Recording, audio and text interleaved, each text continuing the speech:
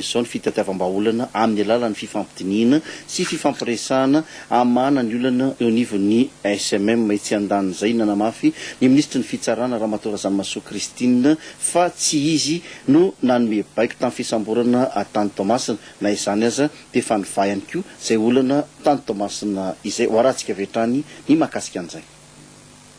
Mitoy ny dinika sy ny fifampiresahana amana ny olana SMM amin'izao fotoana izao. Asika ny resaka SMM dia efa mandinika azy mihitsy zay zao ary masaka tokoa ny fifampiresahana amin'izao fotoana resatika izao. Nasiany ministra fanazavana ihany koa ny mikasika ny fisamborana tany Tomasina izay no amafisiny fa tsy izy no nanome baiko momba izany. Mikasika n'indray dia anisy tokoa le fisamborana ny tsara anankiray tao Tomasina ary tsy avy any amin'ny ministeran'ny fitsarana ny baiko mampisambotra azy ary tiana ho amarinina eto moa fa ny fisamborana mpitsara dia misy procédure manokana isamborana azy ireo satria manana sata manokana mifehy azy ny mpitsara. Amin'izao fotoana izao moa dia efa nivoaka tao amin'ny toeram-pisamborana azy io mpitsara io. Araka ny nambarako teo aloha moa dia ao anatiny mihitsy ny fifampiresahana zao ary mino sy matoky fa ahitana vahaolana tsy ho ela ity raharaha mikasika ny SMM ity. Ny afatra azoko mena moa zany dia ny hoe na mametraka ny fahatokisany ny fahendrena ananan'ireo membre amin'ny syndicat ireo ary ao anatin'ny fanajana sy ny fahatonina tanteraka ny fifampiresahana.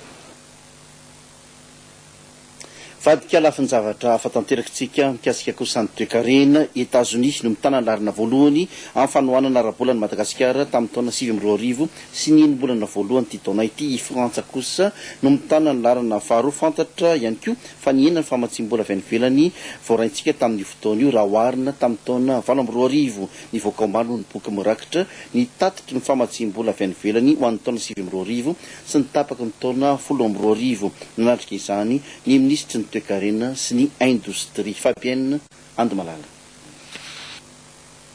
Ny enina hatramin'ny nambefapolo faingo roa isanjato ny vola avy any ivelany tokony ho azon'ny Madagasikara tato anatin'ny roa taona izao. Ireo famatsim-bola avy amina fondrom-pirenena na ny aide multilatéraux moa no tena niena betsaka raha oharina amin'ny aide bilatéraux na ireo famatsim-bola ifanaovan'ny firenena roa tonta mivantana.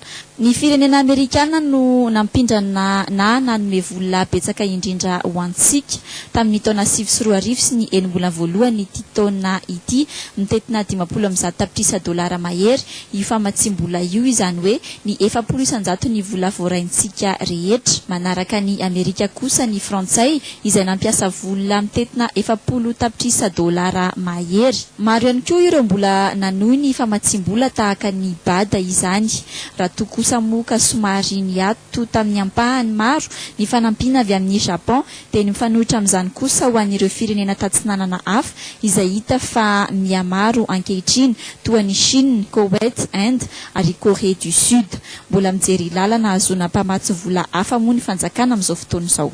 Miezaka ny departemanta ministera tsirairay miezaka mba hijerena lalana hafa zahoana famatsim-bola vaovao fa araka ny voalaza teo satria tsika nanao sonia an'ilay déclaration de Paris tamin'ny 2005 dia ny tena zava-dehibe dia hoe ny fiantraikan'ireo fanampinareo sy ireo famatsim-bola reo any amin'ny mponina sy ny faritra tsirairay avy voalohany dia faharoa ny idiran'ireo famatsim-bola rehetra reo ao anatin'ny comptabilité na ny opération générale du trésor mikasika ny fanampina any Madagasikara. Ska na iza mitsofoka eo dia rehefa tafitra anatin'izay lalana zay dia zava-dehibe ho any Madagasikara satria tsy araka ny fitenenana mazatra manao hoe tsy ny rano ritra no tadiavintsika fa ny malina ho azo.